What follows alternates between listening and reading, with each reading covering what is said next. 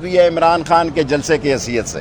Thank you very much. صاحب یہ بتائیے گا کہ کل عمران خان نے اپنے جلسے میں جو ہے وہ جو آرمی چیف کی تعیناتی کے حوالے سے بیان دیا ہے، آپ ان کے اتحادی ہیں، آپ اس بیان کو آن کرتے ہیں ڈس آن کرتے ہیں؟ دیکھیں، میں سیاست میں عمران خان کے ساتھ ہوں. جو سیاست میں آرمی کے بارے میں ان کا بیان دیتے ہیں وہ پارٹی ہیڈ ہے، یہ ان کی پارٹی پالیسی ہے. اور میں اس بات کا حامی ہوں کہ تمام اداروں سے صلح و الیکشن کی تاریخ کے ساتھ.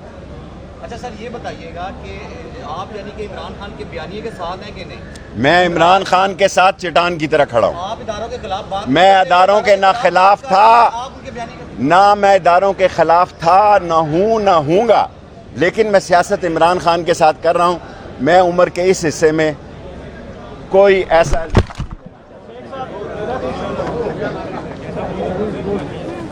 میڈیا نے بڑا ہی